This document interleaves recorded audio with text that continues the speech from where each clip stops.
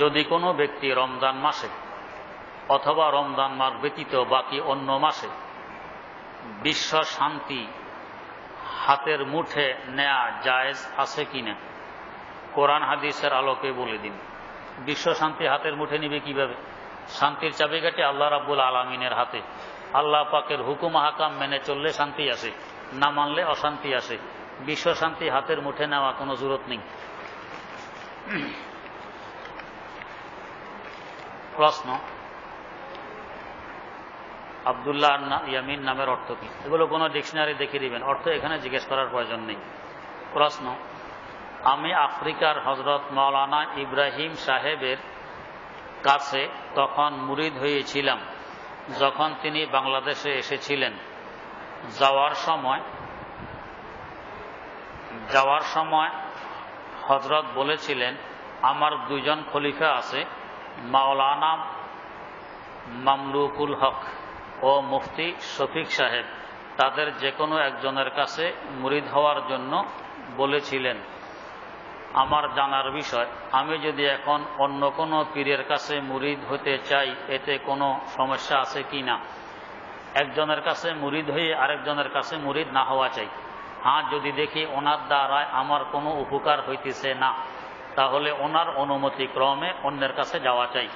উনি যদি হক্কানি পীর হন তো উনি সানন্দে অনুমতি দিয়ে দিবেন যে যেহেতু আমার দ্বারা আপনার উপকার হচ্ছে না, আপনি অন্য কারোর কাছে মুরিদ হয়ে যান। প্রশ্ন, একজন মহিলা রমজান মাসে কোরআন শরীফ সহিভাবে খতম দেন। এই মহিলার তেলাওয়াত অন্য মহিলা যারা সহি তেলাওয়াত করতে পারে না তারা খতমের আশায় শোনে, এর ফয়সালা কি? যে করতেছে তারা সওয়াব হবে, যারা শুনতেছে তাদেরও সওয়াব হবে। প্রশ্ন, মোবাইলে টাকা ফ্লেক্সিলোড করার সময় দোকানদারকে 20 টাকা দিলে 19 টাকা পাঠায়, 1 টাকা রেখে দেয়, এইভাবে 1 টাকা রেখে দেওয়া জায়েজ হবে কিনা?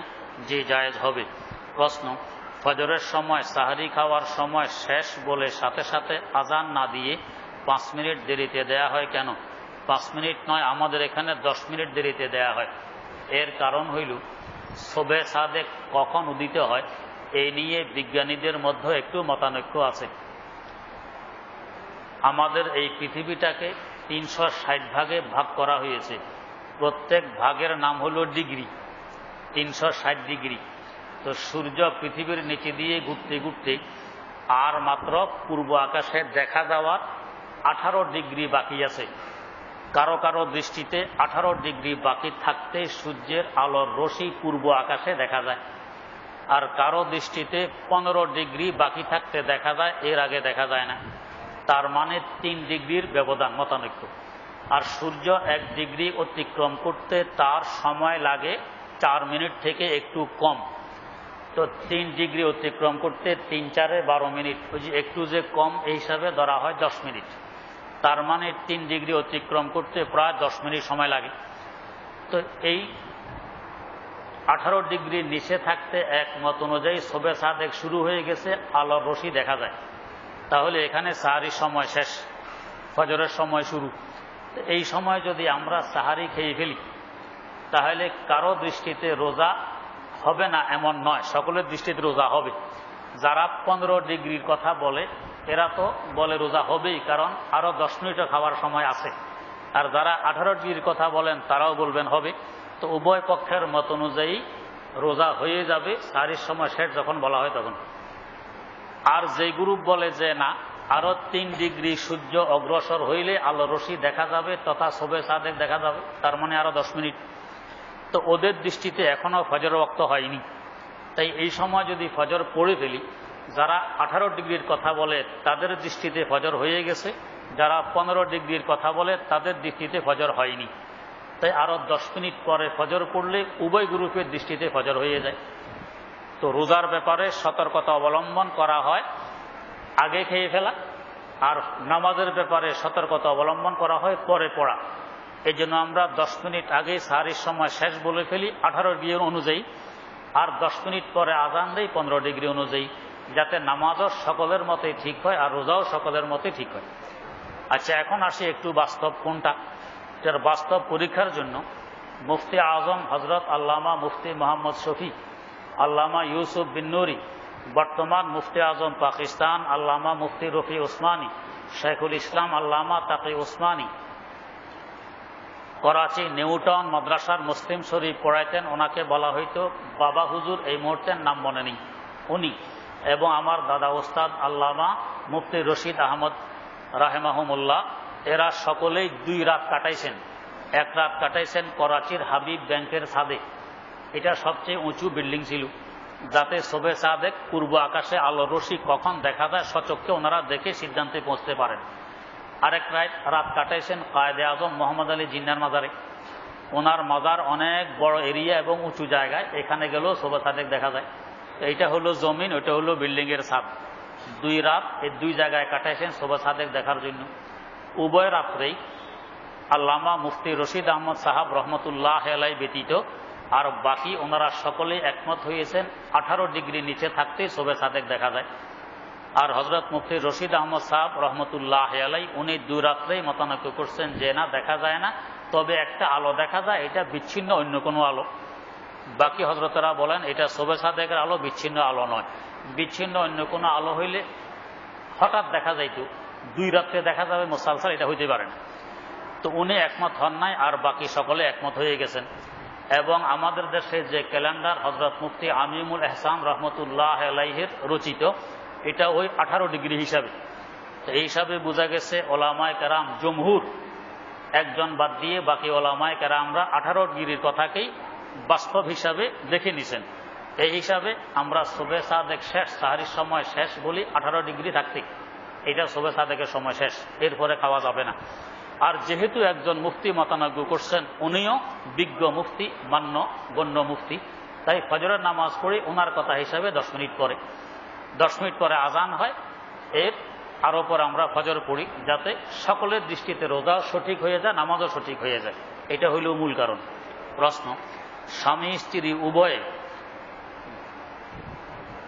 4 মাযহাবের উপর উম্মতের এজমা কখন কিভাবে হয়েছে? যখন এই 4 মাযহাব শুরু হয়ে গেছে তখন থেকে এজমা হয়ে গেছে। 4 মাযহাব এক যুগের নয়, 4 মাযহাব এক যুগের না হলেও কাছাকাছি। ইমামে আজম ইমাম আবু হানিফা এবং ইমাম দারুল হিজরা ইমাম মালিক রাহিমাহুল্লাহ তাআলার বয়সের মধ্যে মাত্র 16 বছরের ব্যবধান। ইমামে আজমের জন্ম 80 হিজরিতে, ইমাম মালিকের জন্ম 96 হিজরিতে, 16 বছরের ব্যবধান। 2 জন এক জমানার, 2 জনের দেখা সাক্ষাৎ হয়েছে। এরপর ইমাম শাফি রাহিমাহুল্লাহ, উনি ইমামে আজম আবু হানিফা রহমতুল্লাহ আলাইহির ছাত্র, ইমাম মুহাম্মদ রাহিমাহুল্লাহ তাআলার ছাত্র, তার মানে নাতি। আর ইমাম আহমদ বিন হাম্বল রাহিমাহুল্লাহ ইমাম শাফি রহমতুল্লাহ আলাইহির ছাত্র। তাহলে এরা বেশি দূরের নয়, এরা কাছাকাছি সময়ের। এদের সময় এজমা মুনাকিদ হয়ে গেছে। প্রশ্ন, আমরা যারা বায়াত হওয়ার উদ্দেশ্যে শবে বরাতের রাতে দোয়া পড়েছিলাম, তাদেরকে আপনি কয়েকটি আমল দিয়েছিলেন, সেগুলো আর একবার বললে ভালো হতো। এটা পরে আপনি জেনে নেবেন। প্রশ্ন, বাংলাদেশে ইসলামী ব্যাংকের ডিপিএস বা মোদারাবা ইসলামী শরিয়া সম্মত কিনা? বাংলাদেশে কোনো ব্যাংক, কোনো বিমা শরিয়া সম্মত নয়। বাংলাদেশের কোনো ব্যাংক, কোনো বিমা শরীয়তের বুলি যতই বলক না কেন যে আমাদের এই শরিয়া বোর্ড আছে, অমুক তমুক চেয়ারম্যান, এই সেই, এগুলো সব বাউতাবাজি, সব ধোঁকা। কোনো ব্যাংক সুদমুক্ত নয়। প্রশ্ন, তারাবির নামাজ 2 রাকাত না পাইলে তারাবির নামাজ ছুটে সূরা দিয়ে নামাজ হয়? জি হয়। প্রশ্ন, রোজার সময় মোবাইলে গেমস খেললে রোজা হয়? রোজা হবে, তবে গুনাহ হবে। আমাদেরকে আল্লাহ পাক সময় দিয়েছেন আখিরাতের পুঁজির জন্য, এই সময়টা নষ্ট করার জন্য নয়। প্রশ্ন, রোজার সময় টেলিভিশনের খেলাধুলা দেখতে রোজা হবে? রোজা হবে, তবে মারাত্মকতম গুনাহ হবে। আফসোসের সাথে বলতে হয়, সাহারির সময় শেষ রাত, এমনি তো রোজার মাস, আরো শেষ রাত, দোয়া কবুল হওয়ার সময়, এ সময় আল্লাহর বান্দারা আল্লাহর দরবারে কান্নাকাটি করে, চোখের পানি ছাড়ে, আল্লাহকে সেজদা করে। এই সময় দেখা যায় বিভিন্ন জায়গায় মিছিল দিতেছে, টেলিভিশন দেখতেছে, ল্যাপটপ দেখতেছে, খেলা দেখে। কপাল পুড়লে এরকমই হয়। মিছিল বের করে, আর্জেন্টিনা এগিয়ে চলো, আমরা আছি তোমার সাথে। আচ্ছা, একথা বললে আর্জেন্টিনা শুনছে? আর তুমি এর সাথে থাকলে কি না থাকলে কি, তুমি এর সাথে থাকলে কি হে জিতবে, না থাকলে কি হে হারবে, তোমার এই মিছিলের কি আশায় আজ যায়? এই ধরনের বেহুদা কাজ মুসলমানেরা দিতেছে। আল্লাহ মাফ করুক, আল্লাহ মাফ করুক। কখন যে গজব নাজিল হয় ভয় হয়। সাহারি খাওয়ার পরে মসজিদে আসতে এবং যাইতে দেখা যায় দলবদ্ধ হয়ে রোডের মধ্যে ল্যাপটপ দেখতেছে, কম্পিউটার দেখতেছে, টেলিভিশন দেখতেছে, খেলা দেখে। মুরব্বীও আছে, যুবকও আছে, বাচ্চারাও আছে। আল্লাহ মাফ করুক। আহা হা, এগুলো গজব টেনে আনতেছি, গজব। আল্লাহ মাফ করুক। বেহুদা কাজে, গুনাহের কাজে সময় নষ্ট করি। প্রশ্ন, ক্রিকেট, ফুটবল, ক্যারাম বোর্ড খেললে রোজা হবে? রোজা হবে ঠিক, তবে মারাত্মকতম গুনাহ হবে, রোজার বেইজ্জতি হবে। প্রশ্ন, নামাজের সময় ইমাম সাহেবের সাথে আল্লাহু আকবার না বললে নামাজ হবে? নামাজ হবে, তবে সুন্নত পরিপন্থী হবে।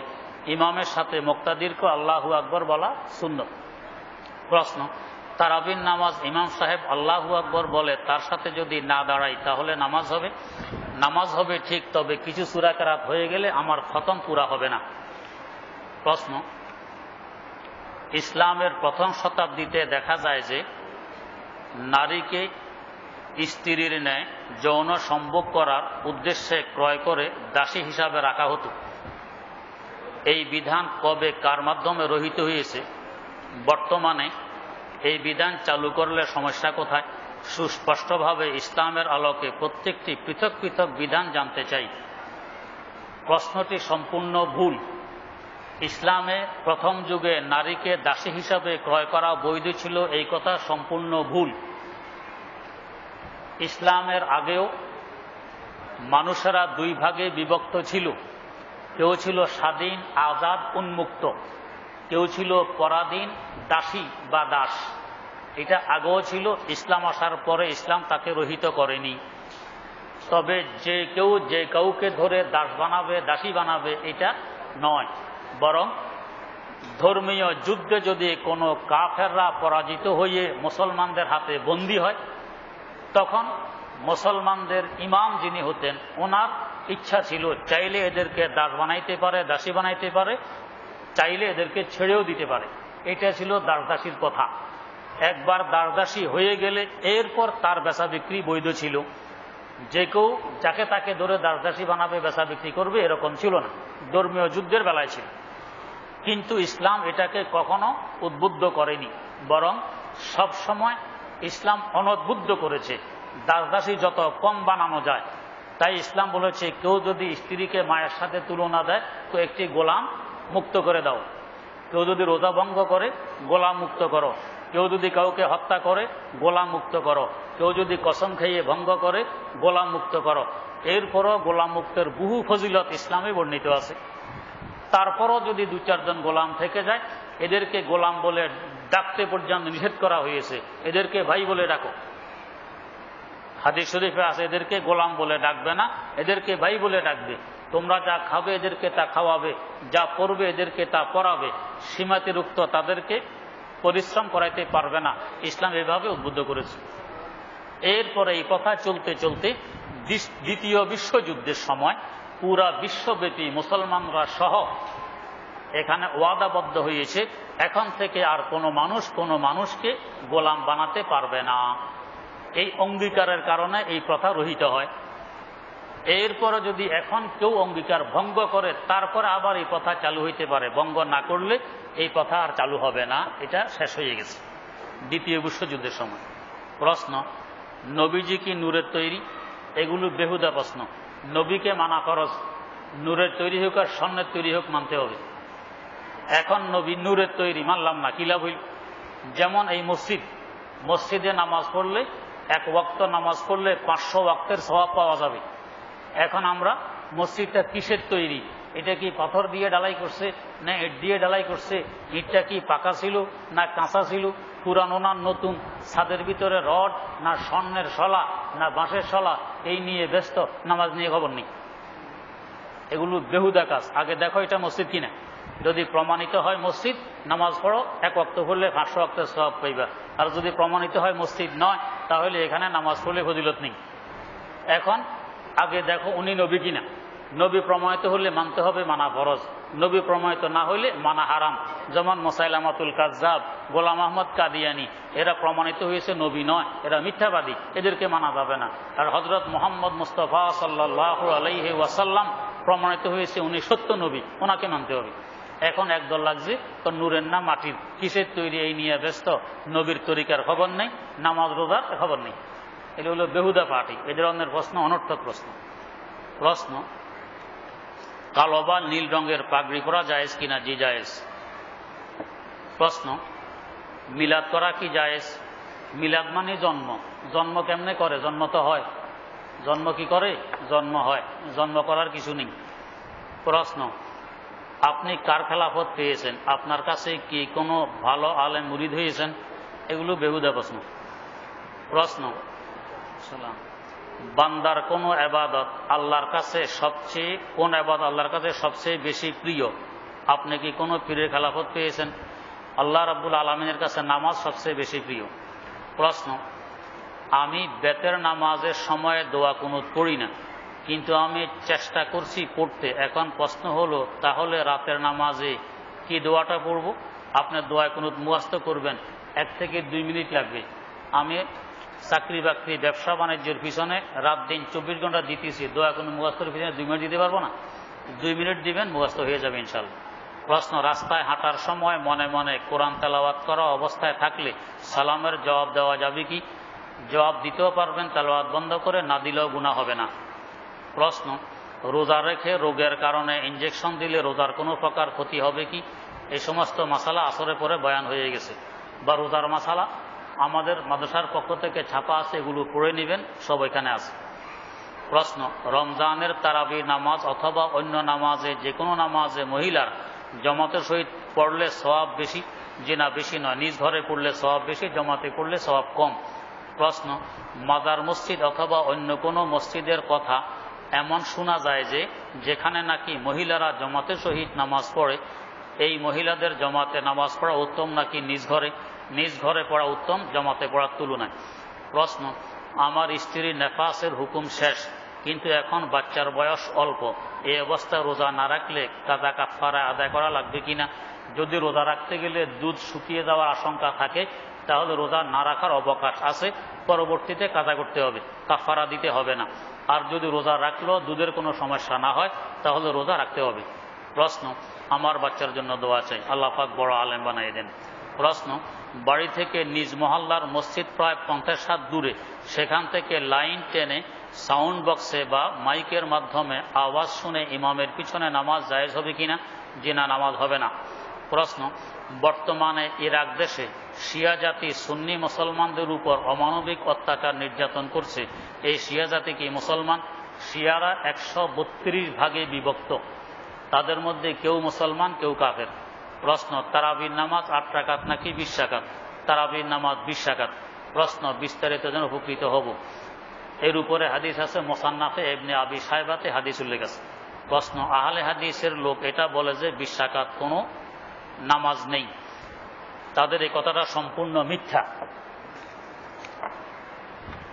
প্রশ্ন, ইচ্ছে করে কোরআনের উপর চোখের পানি ফেললে কোরআনের অসম্মান হবে কি? যে অসম্মান হবে।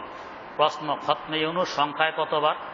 এটা কোনো কোরআন হাদিসের ব্যাপার নয়, কেউ 70,000 বার পড়ে, কেউ 16 লক্ষ বার পড়ে। প্রশ্ন, মহিলারা ইফতারের আগ মুহূর্তে যদি অসুস্থ হয়ে পড়ে, তাহলে সেদিনে রোজা সম্পূর্ণ হবে কিনা? জি না, রোজা হবে না, তবে কিছু না খেয়ে থাকবে। প্রশ্ন, সালাতুত তাসবির নামাজে 2 সেজদার পরে বসে 10 বার তাসবিহ পাঠ করি, আবার উঠে দ্বিতীয় রাকাতের জন্য দাঁড়াই, এইভাবে আদায় করলে দাঁড়ানোর সময় আল্লাহু আকবার বলা লাগবে কি? জি, বলা লাগবে। প্রশ্ন, আমি একটা সোয়েটার ফ্যাক্টরিতে চাকরি করি, ওইখানে আমি তারাবির নামাজ পড়াই। ওই ফ্যাক্টরির সমস্ত স্টাফ এবং 4 ওয়াক্ত ওই শ্রমিকদের কাছে টাকা উঠিয়ে যদি আমাকে হাদিয়া দেয়, 4 ওয়াক্ত নামাজ পড়ানোর কারণে হাদিয়া দিলে ঠিক আছে, তারাবির নামাজের বিনিময়ে হাদিয়া দেওয়া ঠিক নয়, নেওয়াও ঠিক নয়।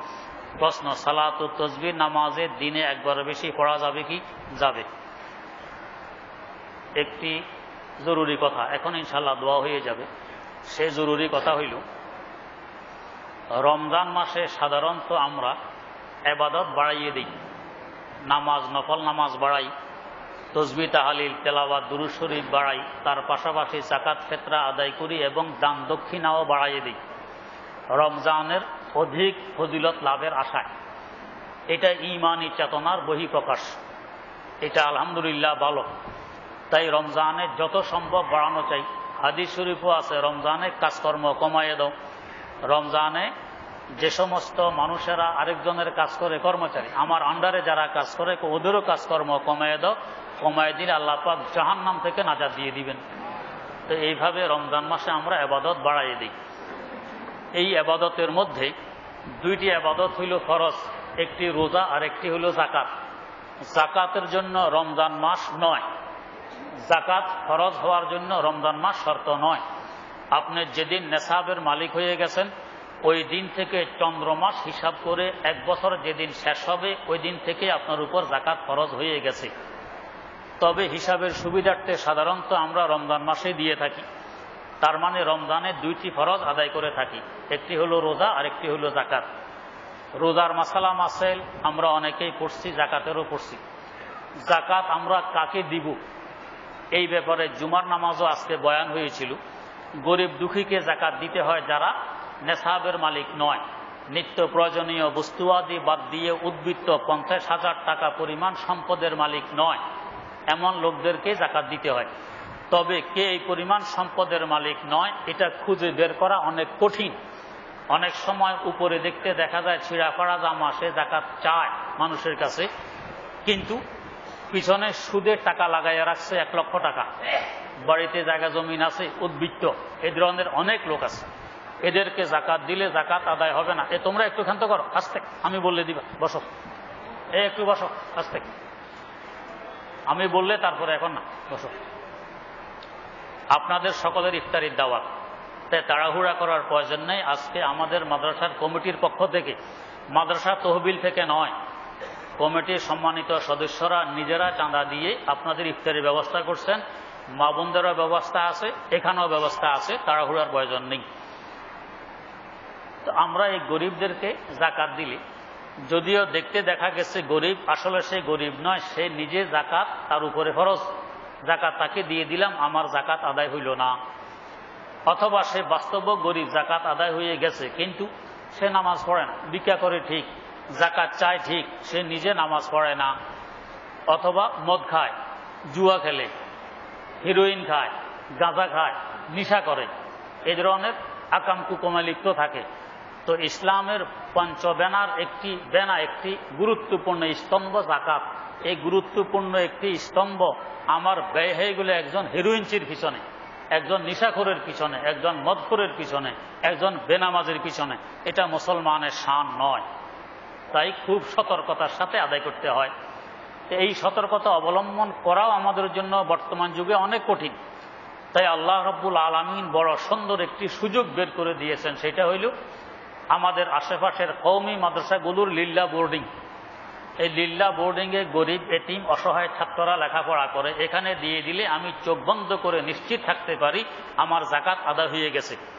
শুধু যে আদায় হয়ে গেছে তা নয়, তার পাশাপাশি যাকাত আদায়ের সওয়াব পাইলাম।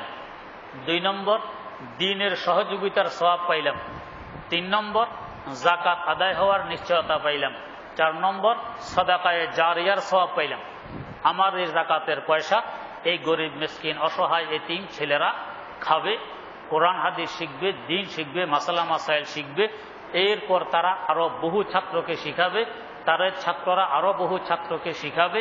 এই নেট, এই সিলসিলা চলতে থাকবে কিয়ামত পর্যন্ত। আর আমার আমলনামায় সওয়াব আসতে থাকবে কিয়ামত পর্যন্ত। তো দান করেছিলাম 100 টাকা, দেখা গেছে কয়েক কোটি টাকার সওয়াব আমার আমলনামায় চলে আসছে এই লিল্লা বোর্ডিংয়ে দান করার বরকতে। তাই সঠিকভাবে যাকাতগুলো আদায় হওয়ার লক্ষ্যে আমরা লিল্লা বোর্ডিংয়ে দেওয়ার চেষ্টা করি। এটা তো হলো নিজের দায়িত্ব।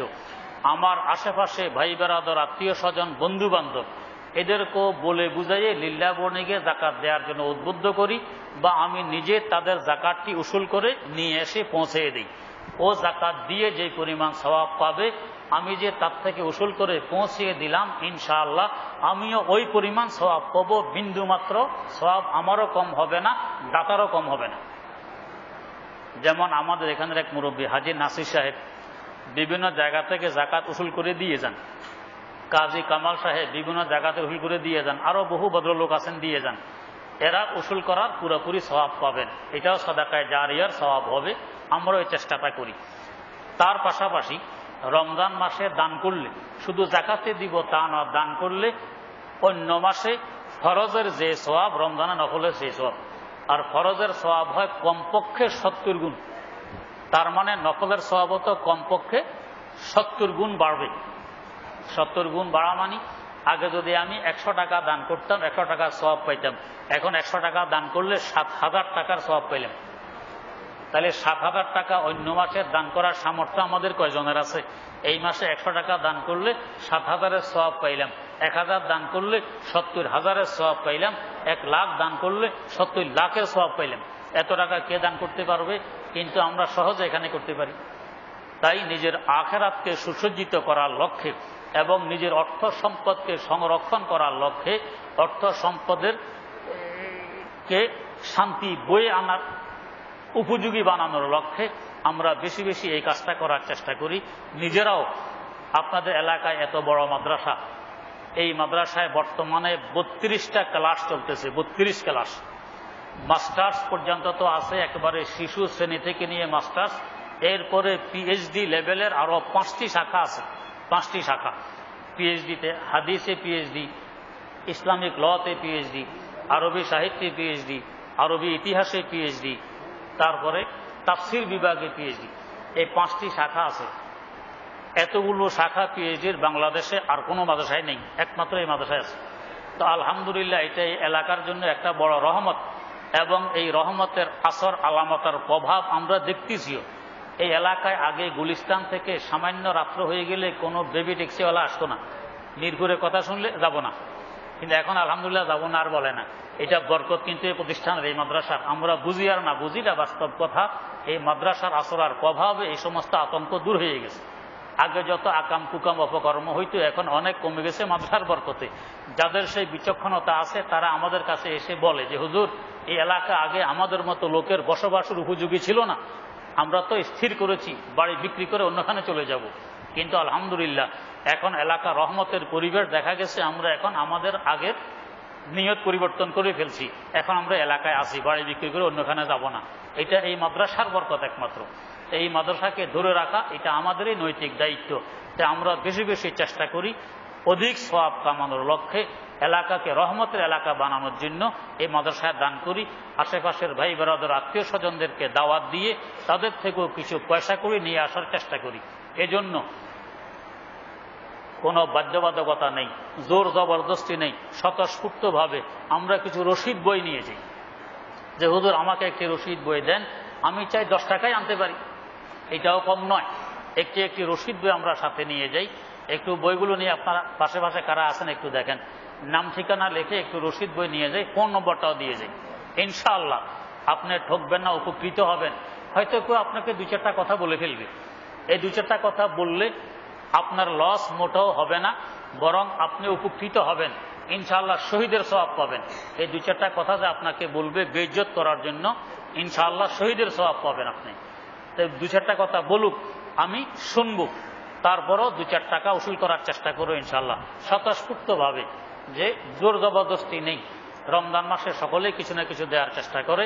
আমি এই আমার রসিদ বইতে কেটে নিয়ে আসবো মাদ্রাসার জন্য। মাশাআল্লাহ, অনেক ভাইয়েরা গাজীপুর থেকে আসেন, মিরপুর 11 নম্বর, 12 নম্বর, 6 নম্বর থেকে আসেন, ওই লালবাগ থেকে আসেন, আরো বিভিন্ন জায়গা থেকে, ওই নবাবের বাগ থেকে আসেন, আরো কত জায়গা। ওরা অনেক সময় রসিদ বই ছাড়াও পয়সা এনে দিয়ে দেন।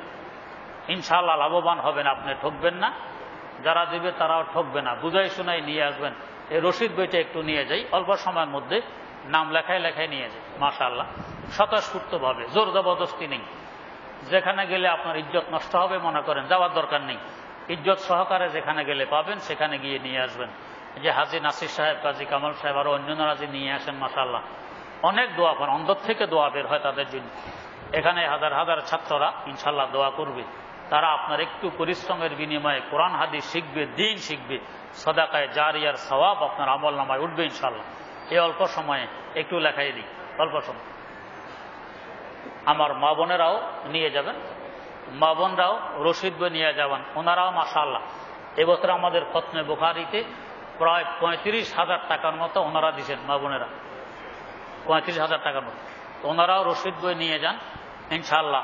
যতটুকু সম্ভব হয় চেষ্টা করুন, সাদাকায়ে জারিয়ার সওয়াব পাবেন। আমরা থাকবো না, একদিন না একদিন কবরের বাসিন্দা হয়ে যাব ইনশাআল্লাহ। সেখানে শুয়ে শুয়ে সওয়াব পাইতেই থাকবো। আমার অন্য সওয়াব বন্ধ হয়ে যাবে, কিন্তু এই সাদাকায়ে জারিয়ার সওয়াব বন্ধ হবে না, এটা আমার কবরে পৌঁছতে থাকবে। আল্লাহ রাব্বুল আলামিন কবুল করুন, বেশি বেশি পয়সা উসুল করে এনে দেওয়ার তৌফিক দান করুন। ভাই এবারে জি ওনাকে একটা দেন, বই শেষ। আচ্ছা যে নাম লেখা ফেলান, নাম লেখা ফেলান, বই পরে আসতেছে দিয়ে দেন। হ্যাঁ বই আসতেছে, নাম লেখা ফেলান। মাশাআল্লাহ মাশাআল্লাহ, স্বতঃস্ফূর্তভাবে, কোনো জোর জবরদস্তি নেই, খুশি মনে ইনশাআল্লাহ সব বেশি হবে। দ্বীনের খেদমতের জন্য ইখলাসের সাথে নিষ্কলুষ ভাবে দ্বীনের খেদমতের লক্ষ্যে কাজটি করে দেই, ইনশাআল্লাহ উপকৃত হব ইনশাআল্লাহ। দ্বীনের খেদমত বেশি বেশি করলে আপনার ছেলেরা ভালো হবে ইনশাআল্লাহ, তার আসল ছেলেদের উপর পড়ে। এলেমের খেদমত বেশি বেশি করলে ছেলেরা আলেম হয়, দ্বীনের খেদমত বেশি বেশি করলে ছেলেরা পিতামাতার আনুগত্যশীল হয়, দিনদার হয়, নামাজি হয়। নিজের ছেলেদের উপকার হবে ইনশাআল্লাহ, খেদমত করি। আল্লাহ রাব্বুল আলামিন কবুল করুন। ইফতারের অনেক সময় বাকি আছে, তাড়াহুড়ার দরকার নেই, এখানে ব্যবস্থা আছে। এখানে আমরা প্যাকেট হাতে নিয়ে ঘরে গিয়েও করতে পারবো ইনশাআল্লাহ, অসুবিধা হবে না। একটু ধৈর্য সহকারে বসি মনে মন। এই এখানে একটা দেন, এই যে আব্দুল আওয়াল সাহেব, এই যে ওনাকে একটা দেন। জি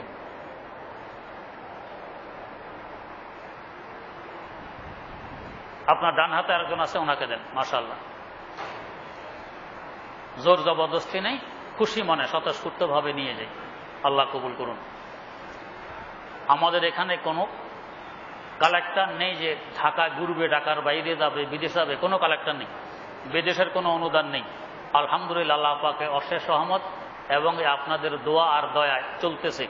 গত বছর আপনারা দেখছেন 1,04,00,000 টাকা ব্যয় হয়েছে, 1,04,00,000। এবারে আনুমানিক হিসাব সামনে আসতেছে ইনশাআল্লাহ, 1,20,00,000 টাকার মতো এবারে ব্যয় হয়েছে। 1,20,00,000। বিদেশে টাকা নেই, বাইরে কোনো কালেক্টর নেই, আপনারা স্বতঃস্ফূর্তভাবে যে দিয়ে যান, এর মাধ্যমে চলতেছে আলহামদুলিল্লাহ। আমরা ঋণী নই। আমাদের মাদ্রাসা গত বছর 10 লক্ষ টাকা উদ্বৃত্ত ছিল, এবছর হিসাব পুরো আসলে বোঝা যাবে কত উদ্বৃত্ত থাকে না থাকে। এবং তার সাথে আপনারা দেখতেছেন মসজিদের দক্ষিণ পার্শ্বে 106 ফিট লম্বা, মসজিদের দক্ষিণ পার্শ্বে 106 ফিট লম্বা ফাউন্ডেশন দিয়ে করার উদ্যোগ নেওয়া হয়েছে। 26 ফিট চৌড়া, 106 ফিট লম্বা, 26 ফিট চৌড়া এই ঘরটি ফাউন্ডেশন দিয়ে করার উদ্যোগ নেওয়া হয়েছে ইনশাআল্লাহ। এটা কমপ্লিট হইতে প্রায় 1.5 কোটি টাকা লাগবে।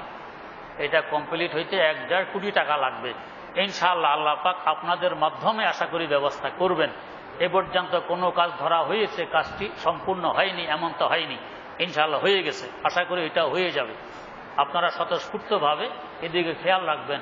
নিজেদের পাড়া প্রতিবেশী, আত্মীয় স্বজন, বড় বড় ব্যবসায়ীরা আছে, এদেরকে একটু জানাই শুনাই ইনশাআল্লাহ আনার চেষ্টা করবেন, অনেক সওয়াব পাবেন ইনশাআল্লাহ। এখানে কোরআন হাদিস পড়া হবে, তাফসীর পড়া হবে, অহরহ কোরআনের তেলাওয়াত চলবে, সওয়াব পৌঁছতে থাকবে ইনশাআল্লাহ। আল্লাহ রাব্বুল আলামিন কবুল করুন। জি অল্প সময়ে লেখাই নিয়ে যাই। বই শেষ হয়ে গেলে বই আরো আছে, এনে নি। জি ভাই, এবারে পাশে যারা আছো ইফতারি বন্টনের, তোমরা আস্তে আস্তে বন্টন শুরু করো, কোনো আওয়াজ যাতে না হয়, আওয়াজ যাতে না হয়, বন্টন শুরু করি। মা বোনদের ওখানে ইফতারি পাঠানো হয়েছে, ওইখানেও বন্টন শুরু করি। জি আমরা কেউ এখনো না উঠি, ইফতারি পাইয়া গেলেও বসি, দোয়া তো বাকি আছে, এই সময় দোয়া কবুলের সময়। ইফতারি বন্টন হয়ে গেলে এরপরে ইনশাআল্লাহ দোয়া হবে। আমরা কেউ নড়ানড়ি না করি, কেউ না উঠি, উঠতে গেলে অসুবিধা, বন্টনের সমস্যা হবে ইনশাআল্লাহ। প্যাকেট নিয়ে ঘরে যাইও করতে পারবেন, সময় আছে। দোয়া করে এখান থেকে উঠবে ইনশাআল্লাহ, দোয়া কবুলের সময়। তাফসীরের পরে, ইবাদতের পরে, ইফতারের আগ মুহূর্তে, নামাজের পরে দোয়া কবুল হয়। দোয়া কবুলের অনেকগুলো কারণ এখানে আছে ইনশাআল্লাহ। এই ইফতারের প্যাকেটের সাথে আরেকটি কাগজ দেয়া আছে, এটা ফেলে দিবেন না। এটা রোজার, তারাবির, ইফতারির, যাকাতের, ফিতরার, ঈদের মাসালা মাসাইল বর্ণনা আছে, সঠিক মাসালা উদ্ধৃতি সহকারে। এটা খুব খেয়াল করে পড়বেন ইনশাআল্লাহ। উপকৃত হবেন। এখানে সঠিক মশালাগুলো উদ্ধৃতি সহকারে দেয়া আছে, এগুলো পড়বেন, ফেলে দিবেন। আল্লাহ কবুল করুন। মাশাআল্লাহ।